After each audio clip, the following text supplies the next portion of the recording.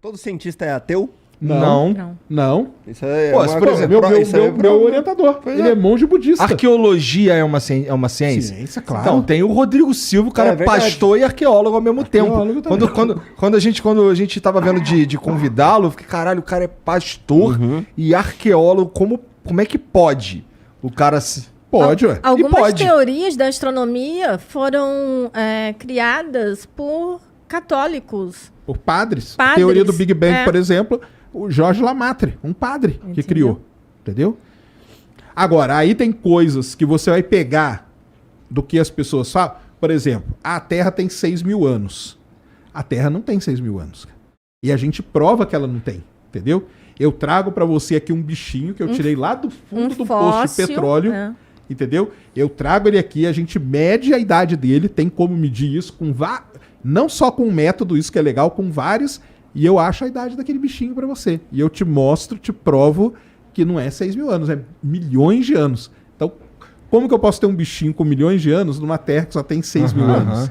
O Raul Seixas mesmo, que nasceu há 10.000 anos atrás. Exatamente. Mas a gente sabe exatamente quantos milhões de anos? Ou a gente sabe que não é 6.000? A gente sabe exatamente. Consegue saber a idade. A idade da Terra é 4,56 bilhões de anos. Senhora.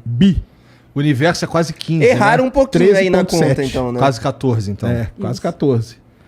Então, porque aí o que acontece é o seguinte, tem um perigo que às vezes pode acontecer da pessoa misturar a crença dela com a ciência. Isso não pode acontecer. Porque senão você é levado pela sua crença, cara. Entendeu? E aí você pode, às vezes, isso cria dentro do experimento um negócio que a gente chama viés. E o viés, ele é muito perigoso. Entendeu?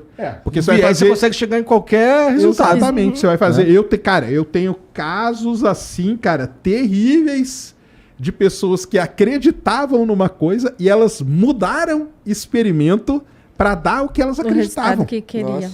Isso é uma loucura, cara. Isso é uma loucura. E isso em banca de doutorado aconteceu. E, infelizmente, assim, eu fui em várias bancas, nunca gostei de...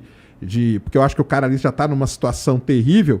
Mas, cara, você viu o negócio e fala, cara, o que você fez, cara, isso aqui não pode... É inadmissível, cara. Então, como que a gente pode acreditar em você quando você diz que não existe vida inteligente em outro lugar? Você tá afirmando... Acredita, né? Então...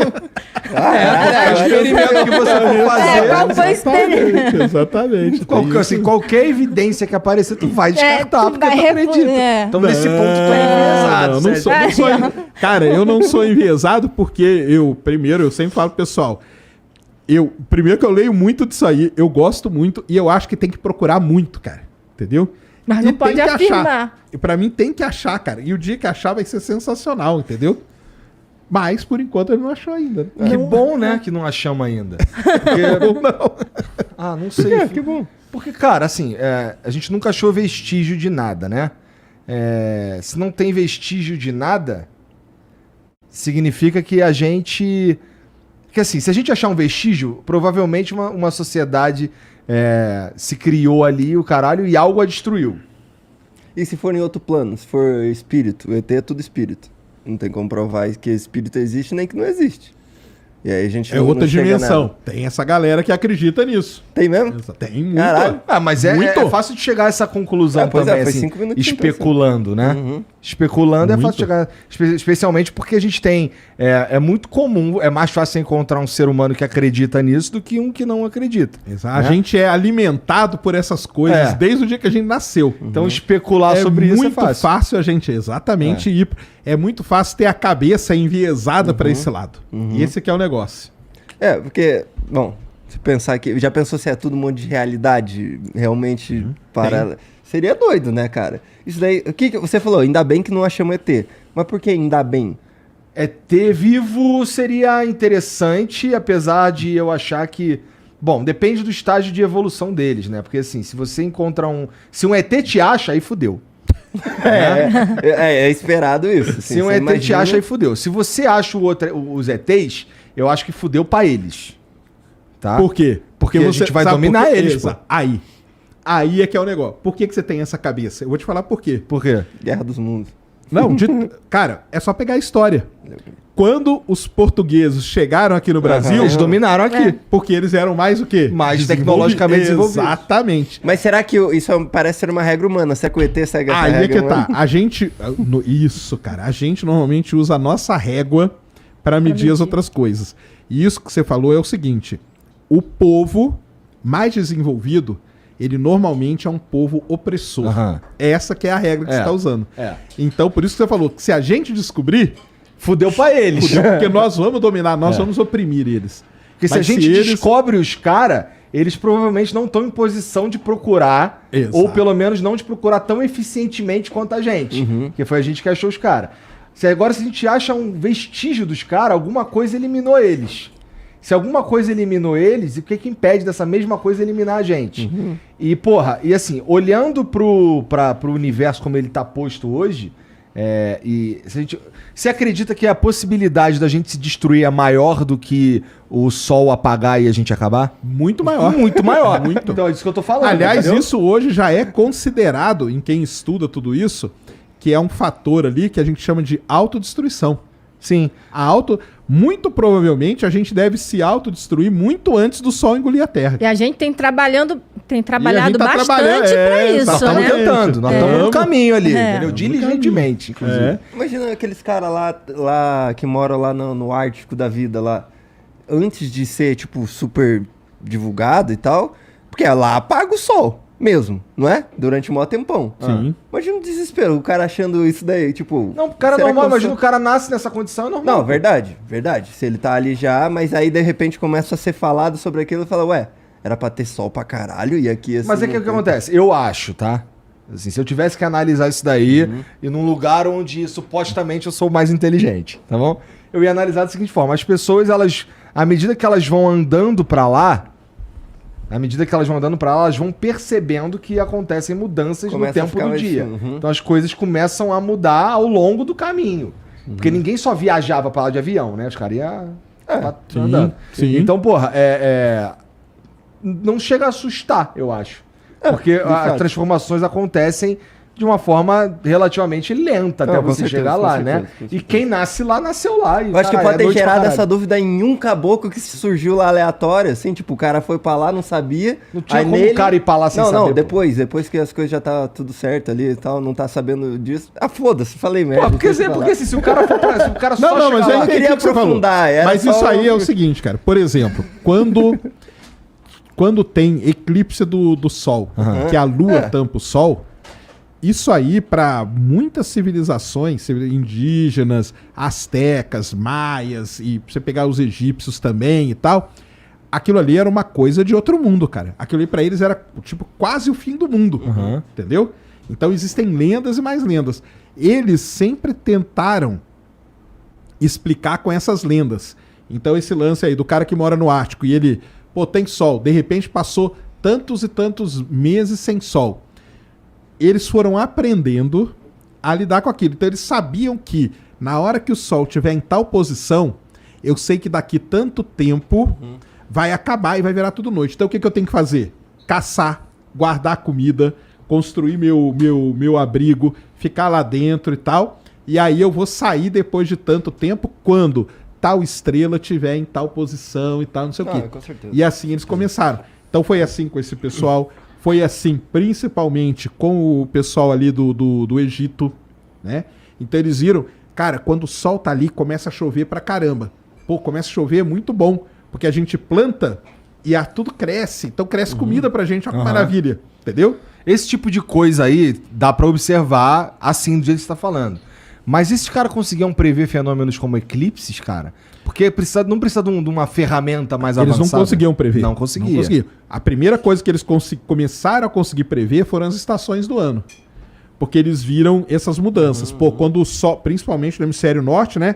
Pô, quando o sol chega aqui nessa pedra, uma semana depois começa a nevar e não para mais durante um tempo. Então eu tenho que marcar essa posição aqui, porque isso aqui é muito importante pra mim, cara. Porque depois eu vou ficar tantos meses sem comida. Entendeu? Tô na observação. Por isso que a data, uma das datas mais importantes para muita gente, todos aqui, Stonehenge, todos esses negócios que foram construídos, a data que eles marcavam era o início do inverno. Porque aquilo pra eles, cara, era tipo o fim do mundo, entendeu? Não vai ter, não vou conseguir comer, vai ficar frio pra caramba, vai morrer todo mundo, entendeu? Então eles tinham que... Aí isso eles começaram a prever. E começaram a prever isso, começaram a prever... Eles viam que a lua ia mudando.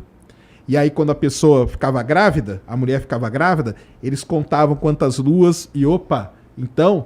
Quando a pessoa ficar grávida, mudou, a mulher tá tendo alguma coisa, pode contar tantas luas, vai nascer alguém.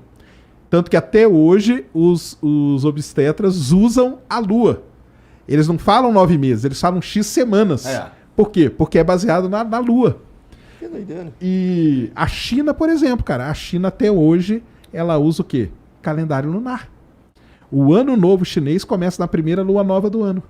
É assim que começa. Não é dia 1º do coelho. Não é dia 1º de janeiro, dia 2 de janeiro, dia 3. Aliás, cada ano é um dia. Porque pra eles não importa o dia, pra eles importa a primeira lua nova do ano. Aí começou o ano, entendeu? Então essas coisas aí o ser humano foi aprendendo. Aí prever precisou da matemática, muitos séculos depois. Muito tempo depois. O Núbio perguntou se seriam os anjos alienígenas. Seriam os deuses astronautas? Seriam os deuses astronautas, isso mesmo. Eric Van Daniken. Muita tem, então.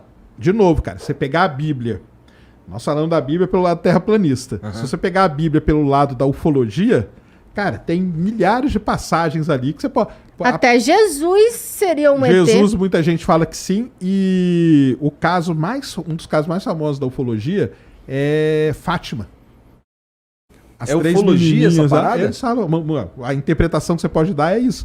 Que as 3 meninas ali, né? Quando elas viram, na verdade o que elas viram foi algum fenômeno extraterrestre. Não era Nossa Senhora nem nada. Por isso que tem o tal do segredo. Por que tem o segredo de Fátima? Que passa de papa para papa e você nunca fica sabendo. O pessoal quer saber da área 51, mas ninguém quer saber do segredo de Fátima. Deve estar guardado junto, né? Se você pega a Bíblia, esse que é o negócio, cara. Você pega a Bíblia e lê ela com uma mente... Com viés, né? Com viés da ufologia, você acha um monte de coisa. Com viés da Terra plana, você acha um monte de coisa. E aí vai indo. Entendeu? Carfaz, Sérgio, o que você acha daquele maluco arqueólogo Rodrigo Silva? Falamos dele aí. Eu particularmente acho que ele mete um migué desgraçado só pra encher o bolso. Já ouvi ele falando muita coisa sem nenhuma base científica. É aquilo lá que eu falei, cara. Do lance da Terra de 6 mil Ele anos. fala até 6 mil, porque ele... Eu até teria vontade de conversar com ele, cara. Eu não sou contra conversar não, entendeu? Não, jamais agrediu o pessoal. Mas você vai bater. Eu falo, que isso, cara? Pra quê? Entendeu? Eu quero entender... mais ou menos eu sei da onde que vem, porque tem a crença misturada com essas coisas, entendeu? E como ele tem a parte lá na religião, então ele tem que sustentar essa parte, né? Entendi. Mas aí ele tem lá as coisas que ele fala, porque pegou tal coisa. Mas eu já falei, cara, eu trago um bichinho lá que tá lá na minha sala, entendeu? A gente traz aqui, mede aqui, e aí ele vai falar o quê? O Sérgio guarda o bichinho na sala dele. Os bichinhos lá do... Como é que é esse bichinho? 3 mil. É fóssil, cara. Fóssil de bichos que viveram 200 E dá pra deixar solto assim? Não tem que guardar especialmente? É uma porra de uma pedra, né? É uma pedrinha, uma pedrinha. Não pode falar pedra. Não pode, é rocha. É rocha. Você não pode, eu posso. É verdade. Não, mas antes... Agora não, agora até ele fala, mas antes não é pedra, é rocha. Antes era radical. Antes era chato.